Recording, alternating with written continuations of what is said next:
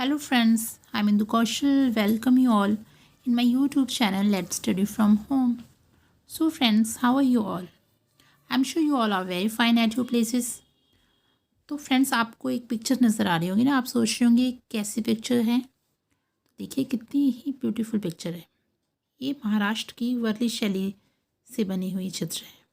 देखिए इसमें बहुत ही अच्छे से अलग अलग कलाकृतियाँ बनाई गई हैं और एक कक्षा 1 की किताब में मुझे मिली है। तो चलिए आज शुरू करते हैं आज की वीडियो। तो आज की वीडियो में हम हिंदी का ही अलग चैप्टर है हमारा, उसको आज शुरू करेंगे। 17 चैप्टर है चकई के चकदुम। देखिए इस पे भी अगर आप देखें, देखिए साइड में कितना ब्यूटीफुल चित्रकला की गई, बहुत ही अच्छी है।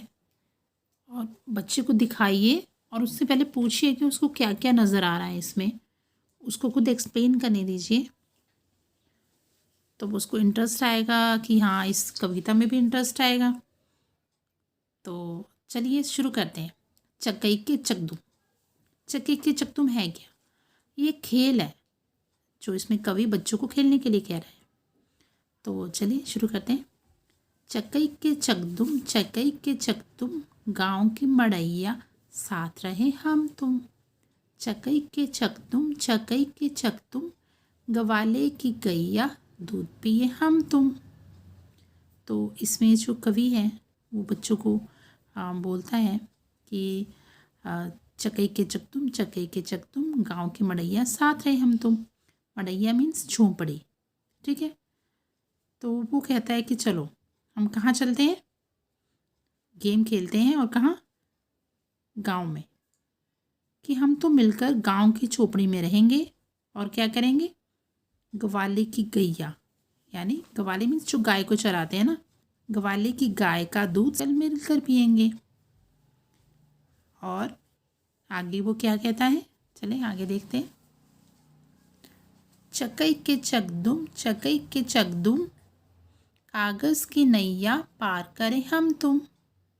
चकई के चकदुम, चकई के चकदुम, फुलवा की बगिया फूल चुने हम तुम। चकई के चकदुम, चकई के चकदुम, खेल खत्म भैया आओ चले हम तुम। तो इन लाइनों में क्या कहता है वो कहता है कि चलो बच्चों हम कागज़ की नाव बनाकर पानी में तैराते हैं, है ना। कागज़ की नैया को क्या कहते हैं? नाव। और फिर क्या करेंगे? पानी में उसको तैराएंगे। और फिर क्या करेंगे? फुलवा की बगिया फूल चुने हम तुम। कि क्या करेंगे? हम तुम मिलकर फुलवा की बगिया मीन्स फुलवारी से फूल चुनेंगे, ठीक है।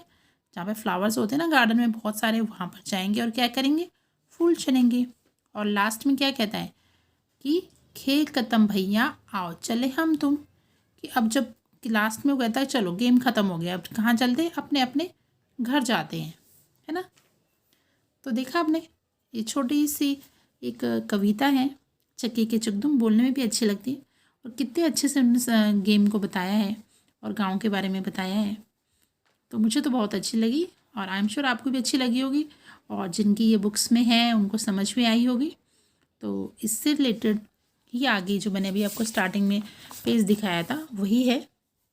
देखिए इस चित्र में क्या क्या दिखाई दे रहा है, बहुत डिफरेंट डिफरेंट चीज़ें हैं। आप ध्यान से देखिए क्या दिखा रखे हैं इसमें। आप देखिए इस पिक्चर में, देखिए ये लोग क्या कर रहे हैं। और यहाँ पे देखिए, यहाँ पे शायद खाना बना रहे हैं और यहाँ पे एक पेड़ दिखाया गया है और डिफरेंट डिफरेंट तरह से लोग काम कर रहे हैं, साथ में जा रहे हैं। नृत्य भी इसमें दिखा रखा है, किस तरह के पेड़ दिखा रखे हैं, ये सर पे घास लेके जा रहे हैं, कुछ जानवर हैं इसमें। और ये कहाँ की है? महाराष्ट्र की वर्ली शैली है इस चित्र में जो बताया गया है। बच्चे को पूछिए, दिखाइए कि उनको क्या क्या नज़र आता है, कि क्या क्या कर रहे हैं, है ना। इसमें आगे एक एक्टिविटी है, हम तुम हम। चकई के चकदुम कवि बने हम तुम। मतलब इसमें आपको ही कवि बना दिया गया है कि जैसे वो पीछे राइम्स बना गई हैं, तो इसमें कुछ लाइन छोड़ी गई हैं जिसमें आप कुछ भी अपने से लिख सकते हैं, ठीक है। जैसे यहाँ पे देखिए बच्चे खेल रहे हैं ना, और यहाँ पे क्या दिखा रखा है? फूलों में बच्चे दिखा रखे हैं। तो क्या करें? फूलों के साथ खेल रहे हैं ना। देखिए चकई के चकदुम, चकई के चकदुम, अम्मा की रसोई खाना खाए हम तुम।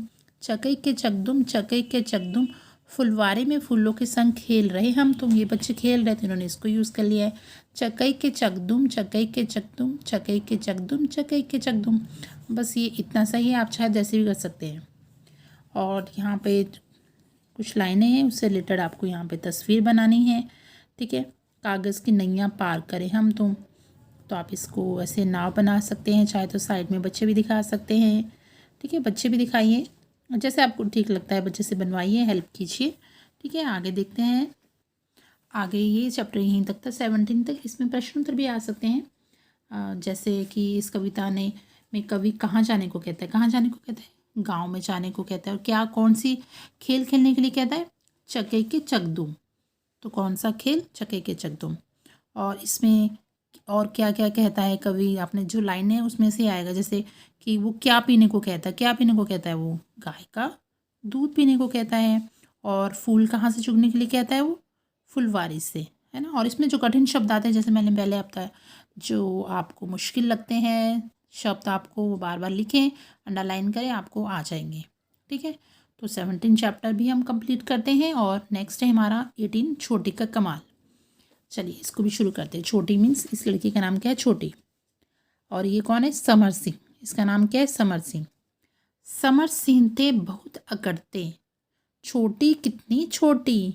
ये बहुत अकड़ता था कि तुम कितनी छोटी हो। ठीक है, मैं हूँ आलू भरा पराठा, छोटी पतली रोटी। ये अपना कंपेयर किससे कर रहे हैं, आलू के पराठे से। कहते वो कितना भरा हुआ होता है और तुम पतली सी छोटी सी रोटी। मैं हूँ लंबा मोटा तगड़ा, छोटी पतली दुबली। कि मैं लंबा भी हूँ, मोटा भी हूँ, तगड़ा भी हूँ, और तुम क्या हो, छोटी सी पतली सी दुबली सी। मैं मोटा पटसन का रस्सा, छोटी कच्ची सुतली। और अपने आप को पटसन का रस्सा जो होता है बहुत मोटा होता है, बहुत पक्का होता है। तो खुद को क्या कह रहा है कि मैं पटसन का रस्सा हूँ, और जो छोटी है वो क्या है, कच्ची सूतली, जो एकदम से धागा टूट जाता है। लेकिन जब बैठी सीसौ पर होश ठिकाने आए, छोटी जा पहुंची चोटी पर, समर सिंह चकराए। बहुत बड़ी बड़ी बातें कर रहे थे समर सिंह, जो बहुत अकड़ रहे थे।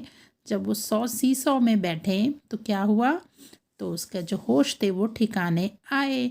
समर सिंह कहाँ पहुँचे, नीचे। और जो छोटी कहाँ पहुँची, चोटी पर। और समर सिंह चकराए।